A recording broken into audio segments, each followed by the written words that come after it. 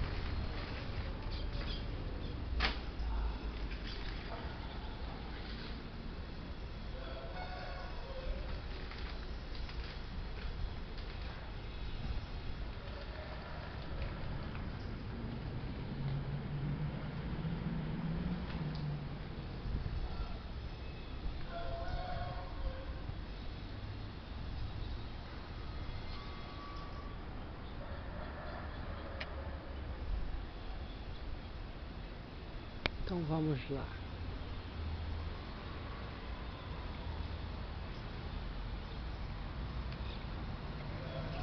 Rápido, Zé.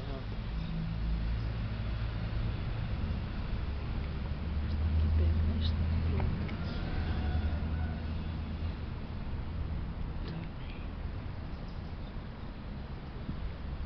Esse aquele vaso ainda tá, né? Bom dia, bom dia.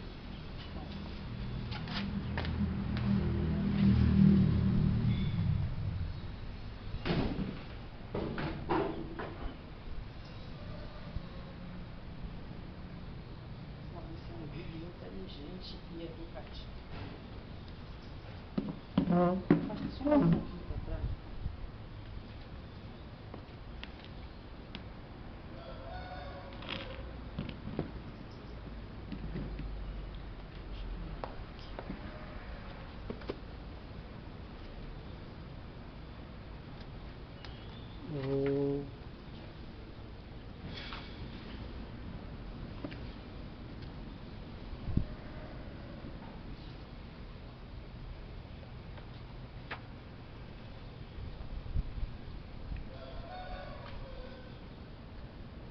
Parte terceira.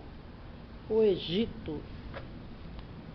Às portas do deserto erguem-se os templos, pilões e as pirâmides, florestas de pedra debaixo de um céu de fogo. As esfinges, retraídas e sonhadoras, contemplam a planície, e as necrópoles, talhadas na rocha, abrem seus sólios profundos, desculpem, à margem do rio silencioso. É o Egito, terra estranha, livro venerável, no qual o homem moderno apenas começa a soletrar o mistério das idades, dos povos e das religiões.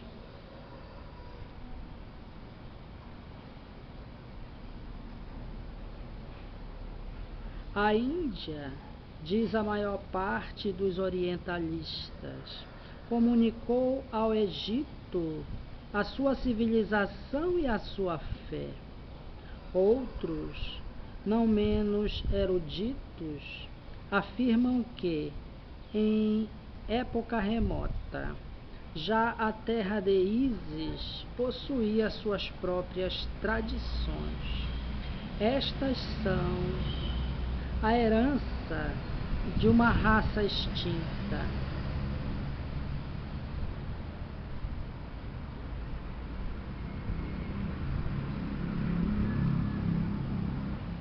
A vermelha, que ocupava todo o continente austral e que foi aniquilada por lutas formidáveis contra os brancos e por cataclismos geológicos. A esfinge de Gizé, ou Gizé, anterior, em vários milhares de anos, à Grande Pirâmide, e levantada pelos vermelhos no ponto em que o Nilo se juntava então ao mar. É um dos raros monumentos que esses tempos remotos nos legaram. A leitura das estelas, ou estelas, a dos papiros encontrados nos túmulos, permite constituir a história do Egito, ao mesmo tempo que essa antiga doutrina do verbo luz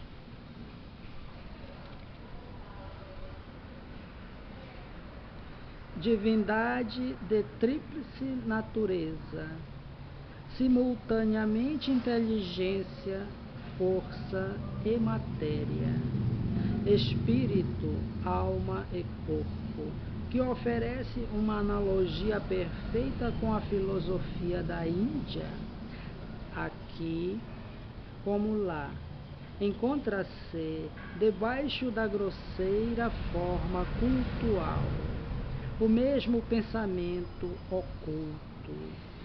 A alma do Egito, o segredo da sua vitalidade ou do seu papel histórico, é a doutrina oculta dos seus sacerdotes, cuidadosamente velada sob os mistérios de Ísis e Osíris, e experimentalmente analisada no fundo dos templos por iniciados de todas as classes e de todos os países.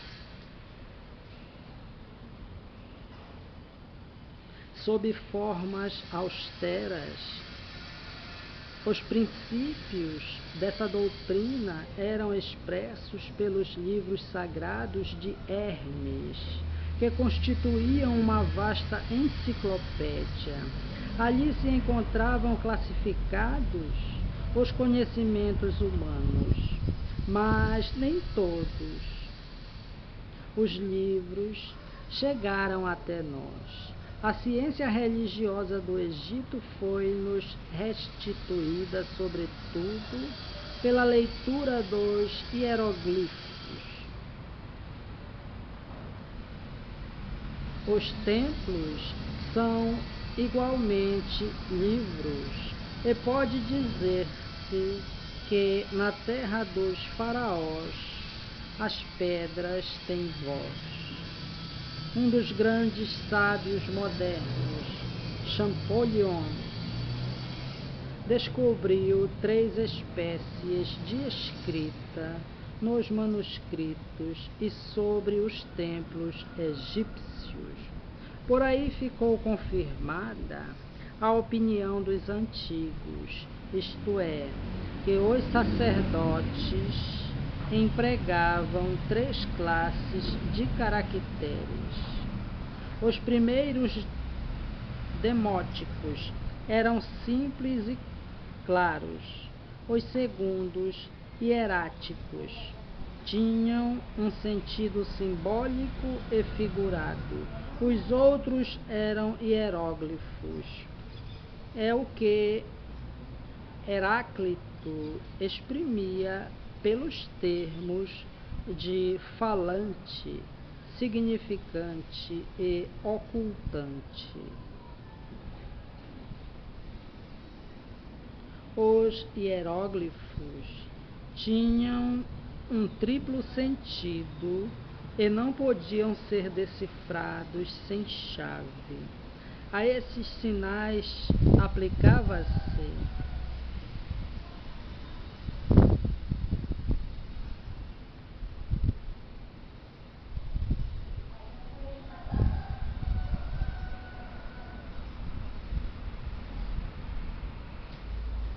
A esses sinais aplicava-se a lei da analogia que rege os mundos, natural, humano e divino, e que permite exprimir os três aspectos de todas as coisas por combinações de números, figuras,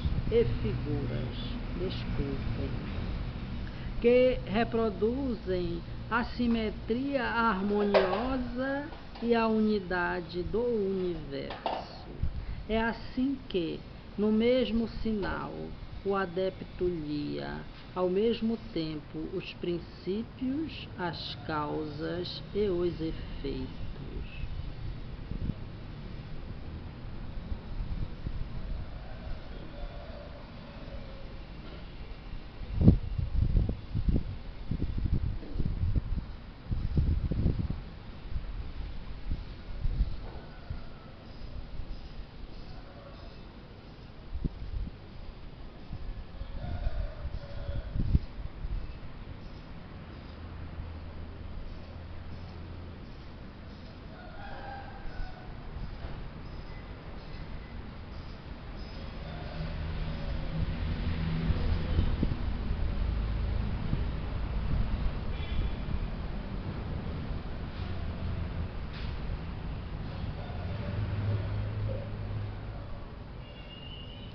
E essa linguagem tinha para ele extraordinário valor. Saído de todas as classes da sociedade, mesmo das mais ínfimas, o sacerdote era o verdadeiro senhor do Egito. Os reis, por ele escolhidos e iniciados, só governavam a nação a título de mandatários, altas concepções, uma profunda sabedoria, presidiam aos destinos desse país. No meio do mundo bárbaro, entre a Assíria feroz, apaixonada, e a África selvagem, a terra dos faraós era como uma ilha açoitada pelas ondas em que se conservavam as puras doutrinas, a ciência secreta do mundo antigo. Os sábios, os pensadores, os diretores de povos, gregos, hebreus, fenícios, etruscos, iam beber nessa fonte.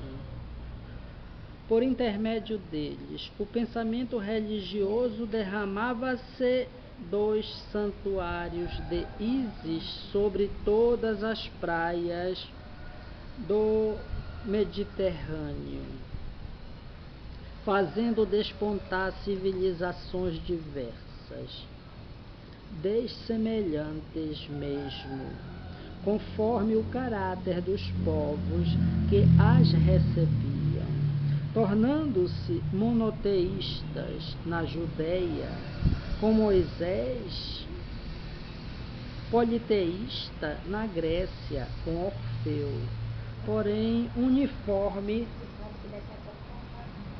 em seu princípio oculto, em sua essência misteriosa. O culto popular de Ísis e de Osíris não era senão uma brilhante miragem oferecida à multidão. Debaixo da pompa dos espetáculos e das cerimônias públicas, ocultava-se o verdadeiro ensino dos pequenos e grandes mistérios. A iniciação era cercada de numerosos obstáculos e de reais perigos. As provas físicas e morais eram longas e múltiplas. Exigia-se o juramento de sigilo.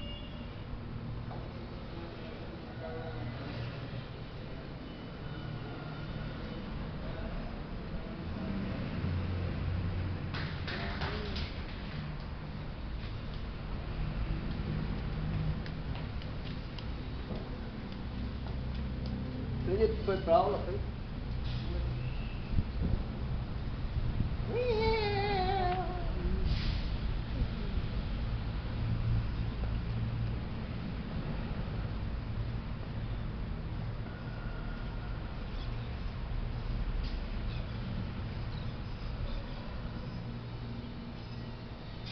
Desculpem, o vento forte dificulta a leitura e a gravação do vídeo. O culto popular de Ísis e de Osíris não era senão uma brilhante miragem oferecida à multidão.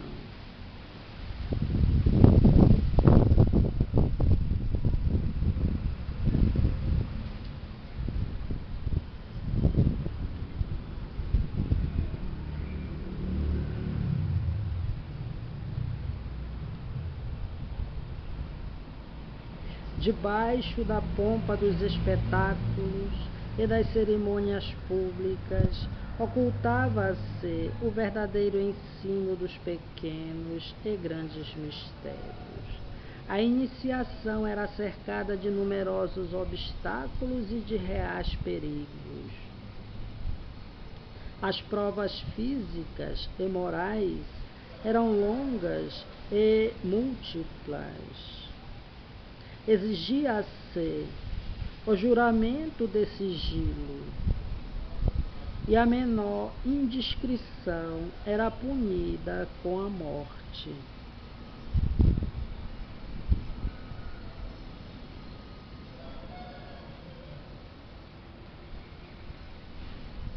Essa temível disciplina dava forma e autoridade incomparável à religião secreta e à iniciação. À medida que o adepto avançava, em seu curso, descortinavam-se-lhe os véus, fazia-se mais brilhante a luz, tornavam-se vivos e animados os símbolos. A esfinge, cabeça de mulher em corpo de touro, com garras de leão e asas de águia, era a imagem do ser humano emergindo das profundezas da animalidade para atingir a sua nova condição. O grande enigma era o homem, trazendo em si os traços sensíveis da sua origem, resumindo todos os elementos e todas as forças da natureza inferior. Deuses extravagantes com cabeça de pássaros, de mamíferos, de serpentes, eram outros símbolos da vida em suas múltiplas manifestações. Osíris, o deus solar, e Ísis, a grande natureza, eram celebrados por toda parte, mas acima deles havia um Deus inominado, de que só se falava em voz baixa e com timidez. Antes de tudo, o neófito aprendia a conhecer-se. O hierofante falava-lhe assim: ó alma cega, arma-te com o facho dos mistérios, e na noite terrestre descobrirás teu dúplice luminoso, tua alma celeste. Segue esse gênio divino e que ele seja teu guia, porque tem a chave das tuas existências passadas e futuras. No fim de suas provas, fatigado pelas emoções, tendo 10 vezes encarado a morte, o iniciado via aproximar-se dele uma imagem de mulher trazendo um rolo de papiros. Sou tua irmã invisível, dizia ela, sou tua alma divina, e isto é o livro da tua vida. Ele encerra as páginas cheias das tuas existências passadas e as páginas brancas das tuas vidas futuras. Um dia as desenrolarei todas diante de ti. Agora me conheces, chama-me e eu virei. Enfim, na varanda do templo, debaixo do céu estrelado, diante de Mênfis ou Tebas adormecidas, o sacerdote contava ao adepto a visão de Hermes, transmitida vocalmente de pontífice a pontífice e gravada em sinais hieroglíficos nas abóbadas das criptas subterrâneas.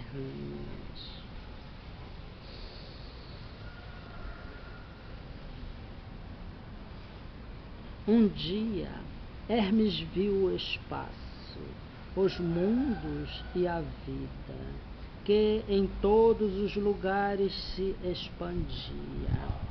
A voz da luz que enchia o infinito revelou-se o divino mistério.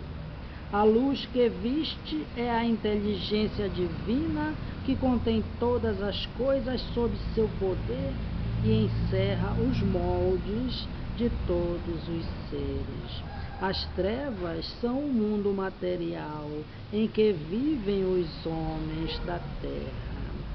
O fogo brota das profundezas, é o Verbo divino.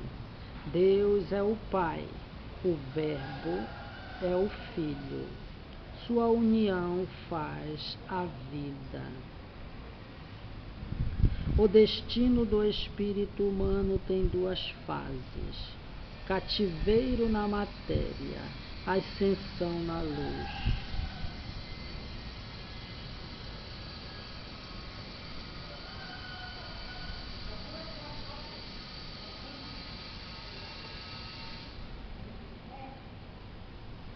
As almas são filhas do céu, e a viagem que fazem é uma prova.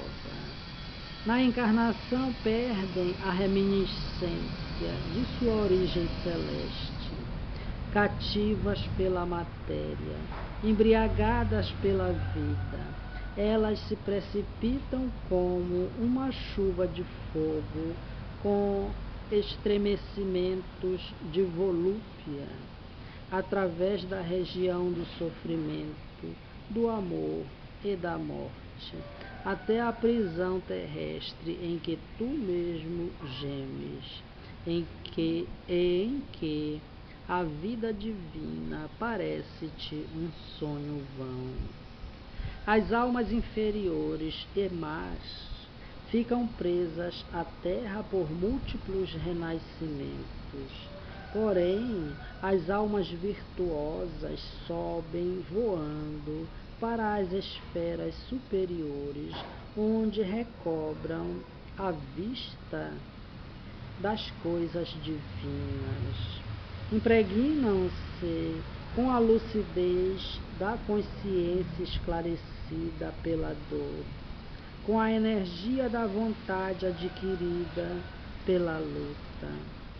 Tornam-se luminosas, porque possuem o divino em si próprias e irradiam-no em seus atos.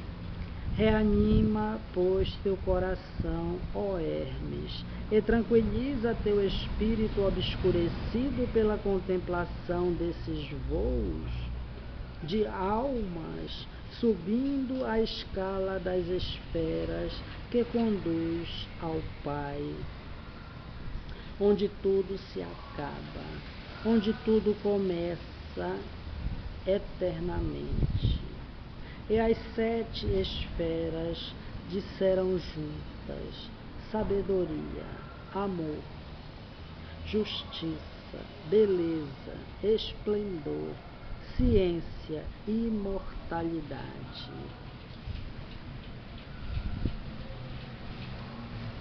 O pontífice acrescentava: medita sobre esta visão.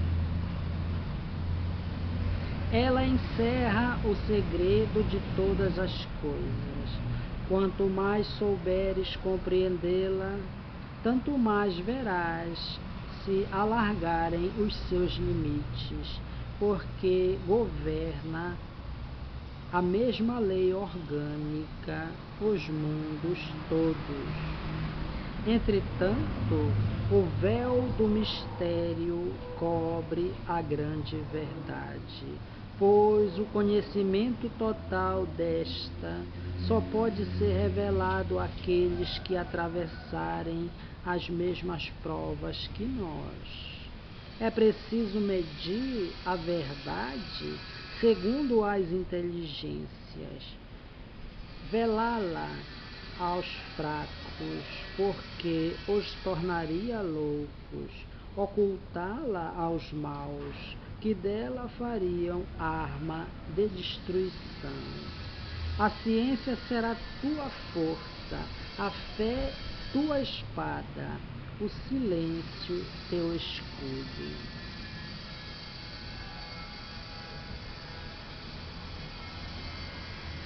A ciência dos sacerdotes do Egito ultrapassava em bastantes pontos a ciência atual. Conheciam o magnetismo, o sonambulismo, curavam pelo sono provocado e praticavam largamente a sugestão. É o que eles chamavam magia. O alvo mais elevado a que um iniciado podia aspirar era a conquista desses poderes, cujo emblema era a coroa dos magos. Sabei, diziam-lhe, o que significa esta coroa, tua vontade, que se une a Deus para manifestar a verdade e operar a justiça. Participa já nesta vida da potência divina sobre os seres e sobre as coisas, recompensa eterna dos espíritos livres. O gênio do Egito foi prostrado pela onda das invasões. A escola de Alexandria colheu algumas das suas parcelas, que transmitiu ao cristianismo nascente. Antes disto, porém, os iniciados gregos tinham feito penetrar as doutrinas herméticas na Hélade. É aí que vamos encontrá-las.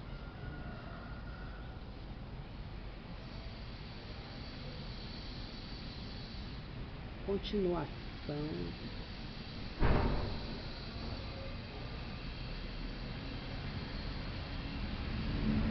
do livro Depois da Morte, de Leon Denis,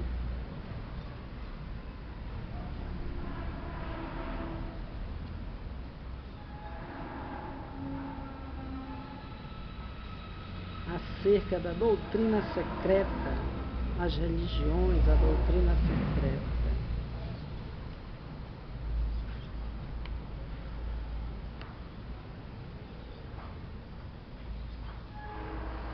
E aqui a complementação do capítulo passado,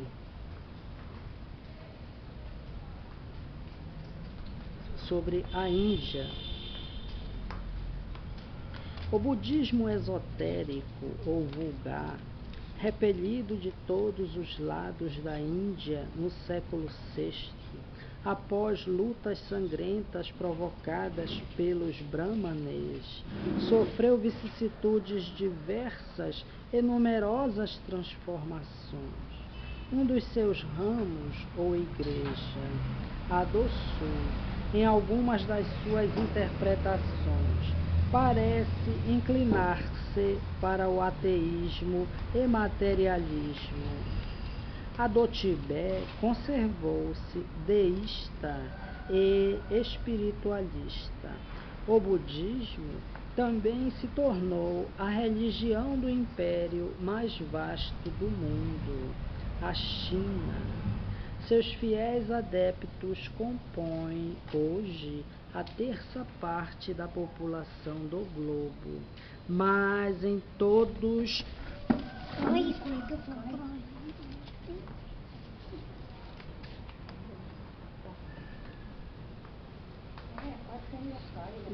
pessoa não está nem enxergando.